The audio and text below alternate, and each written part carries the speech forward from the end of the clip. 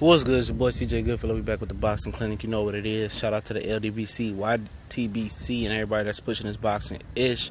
We just watched Max Kellerman and Roy Jones new show, English dub edition. I'm gonna leave the link in the description so everybody can see the English dub edition of it. Max Kellerman and Roy Jones' new thing, Under the Lights, is kind of replacing Face Off. Basically bringing Roy Jones in and not having him face off at the table anymore. That was one of the best things. One of those bust promo leading up to a fight was the face off. 24/7 used to be the best. And then I think Max Kellerman face off, overtook it because then 24/7 stopped doing 4 episodes. Now they down to doing like 1, 2, and 3 if you're lucky. So this, if you're wondering what Under the Lights is, it's the placing a face off, just bringing Roy Jones in and having a lounge-like atmosphere. And they asked both of these guys, different questions. The thing that stood out to me was, Canelo said this is the most dangerous and difficult fight of his career. And on paper, most people, dangerous, yes. Most people, look at the power factor and say and be like, Triple G got the, the power to, put this guy lights out.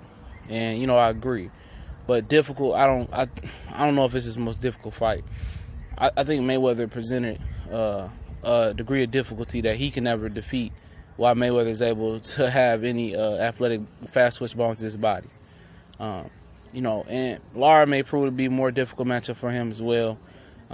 But I think Golovkin is top 3, probably top 2. I put him above Lara. I just say Lara might be more difficult because Canelo has issues with cutting the ring off on certain opponents.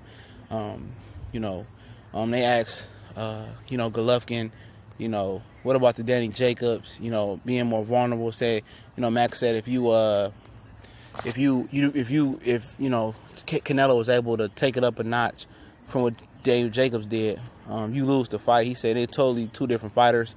And Triple G basically said that he didn't get up for the Daniel Jacobs fight. He didn't take the Daniel Jacobs fight seriously. And I'm going to do a whole nother video on that later on. But those was his words. He said he didn't take the Daniel Jacobs basically. That's what he's trying to say seriously. He said, my emotions, I wasn't ready for the Daniel Jacobs fight. And maybe he knew the Canelo fight was on the horizon. But, still, I'm not that high on Danny Jacobs. But I still think, you got to respect Danny Jacobs and come in the ring fully ready. It sounds like a built-in excuse for me. Because the Ezekiel Brook fight, that presented, a degree of difficulty as well. I was like, oh yeah, he may overlook Brook. I wasn't ready for Brook. And I'd be like, okay, I can see that. I definitely can see that. But Daniel Jacobs fight, I'm not buying it now. I think, something ain't right with Triple G. Possibly he's slowing down. Or, it's no coincidence that competition level was stepping up. But he had a lot of respect for Canelo, and Canelo had a lot of respect for Triple G in this thing. This wasn't one of the Billy Badass top, face-off Under the Lights one. Really wasn't no genuine bad blood. There was a lot of respect here. And one thing I found out, like I said, I'm put the link in the description, open up calling Canelo the lineal champion of the middleweight. No, he gave up his lineal belt to Triple G. He's not the lineal champion. He's, Triple G, has all the titles. He has all the clout.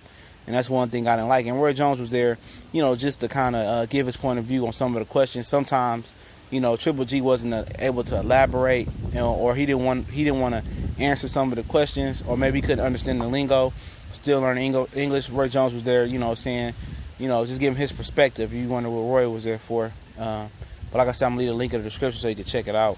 And Triple G said he think Canelo got enough power to keep him on the respect, keep his respect. And, they asked was Canelo, what you going to fight off the ropes? Canelo said each rival was different. So we'll see, man. And y'all check it out and let me know what y'all think, man. We gone.